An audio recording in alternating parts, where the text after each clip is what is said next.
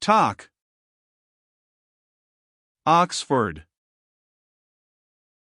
October 1828 to December 1831.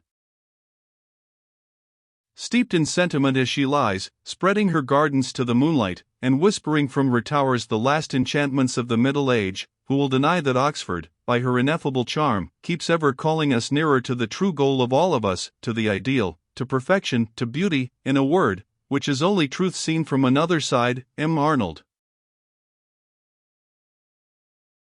Glorious to most are the days of life in a great school, but it is at college that aspiring talent first enters on its inheritance. Oxford was slowly awakening from a long age of lethargy. Toryism of a stolid clownish type still held the thrones of collegiate power.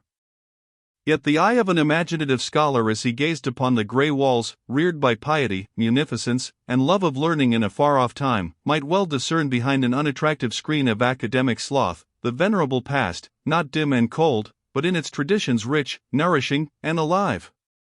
Such an one could see before him present days of honorable emulation and stirring acquisition, fit prelude of a man's part to play in a strenuous future. It is from Gladstone's introduction into this enchanted and inspiring world that we recognize the beginning of the wonderful course that was to show how great a thing the life of a man may be made. Christ Church. The Eton boy became the Christ Church man, and there began residence, October 10, 1828. Mr. Gladstone's rooms, during most of his undergraduate life, were on the right hand, and on the first floor of the staircase on the right, as one enters by the Canterbury Gate. He tells his mother that they are in a very fashionable part of the college, and mentions as a delightful fact, that Gaskell and Seymour have rooms on the same floor. Samuel Smith was head until 1831, when he was succeeded by the more celebrated Dr. Gaisford, always described by Mr. Gladstone as a splendid scholar, but a bad dean. Gaisford's excellent services to the Greek learning of his day are unquestioned, and he had the signal merit of speech, Spartan brevity. For a short time in 1806 he had been tutor to Peel. When Lord Liverpool offered him the Greek professorship, with profuse compliments on his erudition, the learned man replied, "My lord, I have received your letter, and accede to the contents. Yours, T.G." And to the complaining parent of an undergraduate he wrote, "Dear sir, such letters as yours are a great annoyance to your obedient servant T. Gaisford." 34. This laconic gift the dean evidently had not time to transmit to all of his flock. Christ Church in those days was infested with some rowdyism, and in one bear fight an undergraduate was actually killed. In the chapel the new undergraduate found little satisfaction, for the service was scarcely performed with common decency. There seems, however, to have been no irreconcilable prejudice against reading, and in the schools the college was at the top of its academic fame. The influence of Cyril Jackson, the dean in Peel's time, whose advice to Peel and other pupils to work like a tiger, and not to be afraid of killing oneself by work, was still operative. 35. At the summer examination of 1830, Christ Church won 5 first classes out of 10. Most commoners, according to a letter of Gaskell's, had from £350 to £500 a year, but gentlemen commoners like Ackland and Gaskell had from 5 to 600.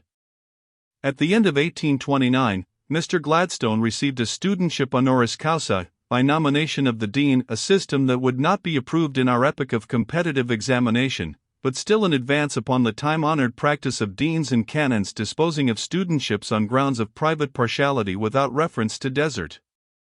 We may assume that the dean was not indifferent to academic promise when he told Gladstone, very good-naturedly and civilly, that he had determined to offer him his nomination.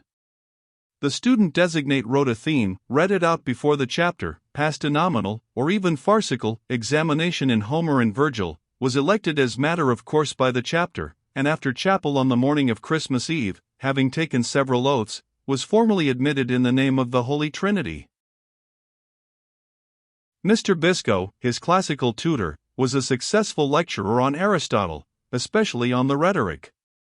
With Charles Wordsworth, son of the Master of Trinity at Cambridge, and afterwards Bishop of St. Andrews, he read for scholarship, apparently not wholly to his own satisfaction. While still an undergraduate, he writes to his father, November 2, 1830, I am wretchedly deficient in the knowledge of modern languages, literature, and history, and the classical knowledge acquired here, though sound, accurate, and useful, yet is not such as to complete an education. It looked, in truth, as if the caustic saying of a brilliant colleague of his in later years were not at the time unjust, as now it would happily be, that it was a battle between Eton and education, and Eton had won. Mr. Gladstone never to the end of his days ceased to be grateful that Oxford was chosen for his university. At Cambridge, as he said in discussing Hallam's choice, the pure refinements of scholarship were more in fashion than the study of the great masterpieces of antiquity in their substance and spirit. The classical examination at Oxford, on the other hand, was divided into the three elastic departments of scholarship and poetry, history, and philosophy. In this list, history somewhat outweighed the scholarship, and philosophy was somewhat more regarded than history. In each case the examination turned more on contents than on form, and the influence of Butler was at its climax. Character of Oxford teaching. If Mr. Gladstone had gone to Oxford 10 years earlier, he would have found the ethics and the rhetoric treated, only much less effectively, in the Cambridge method, like dramatists and orators, as pieces of literature. As it was, Whately's common sense had set a new fashion, and Aristotle was studied as the master of those who know how to teach us the right way about the real world. 36. Aristotle, Butler, and logic were the new acquisitions, but in none of the three as yet did the teaching go deep compared with modern standards. Oxford scholars of our own day question whether there was even one single tutor in 1830, with the possible exception of Hampden, who could expound Aristotle as a whole, so utterly had the Oxford tradition perished. 37. The time was in truth the eve of an epoch of illumination, and in these epochs it is not old academic systems that the new light is wont to strike with its first rays. The summer of 1831 is the date of Sir William Hamilton's memorable exposure, 38, in his most trenchant and terrifying style and with a learning all his own, of the corruption and vampire oppression of Oxford, its sacrifice of the public interests to private advantage, its unhallowed disregard of every moral and religious bond, the systematic perjury so naturalized in a great seminary of religious education, the apathy with which the injustice was tolerated by the state and the impiety tolerated by the church. Copleston made a wretched reply, but more than 20 years passed before the spirit of reform overthrew the entrenchments of academic abuse. In that overthrow, when the time came, Mr. Gladstone was called to play a part, though hardly at first a very zealous one. This was not for a quarter of a century, for, as we shall soon see, both the revival of learning and the reform of institutions at Oxford were sharply turned aside from their expected course by the startling theological movement that now proceeded from her venerable walls. What interests us here is not the system but the man, and never was vital temperament more admirably fitted by its vigor, sincerity, conscience, compass, for whatever good seed from the hand of any sower might be cast upon it. In an entry in his diary in the usual strain of evangelical devotion, April 25, 1830, is a sentence that reveals what was in Mr. Gladstone the nourishing principle of growth. In practice the great end is that the love of God may become the habit of my soul, and particularly these things are to be sought: 1. The spirit of love. 2. Of self-sacrifice. 3. Of purity. 4. Of energy. Just as truly as if we were recalling some hero of the 17th or any earlier century, is this the biographic clue. Gladstone constantly reproaches himself for natural indolence, and for a year and a half he took his college course pretty easily. Then he changed.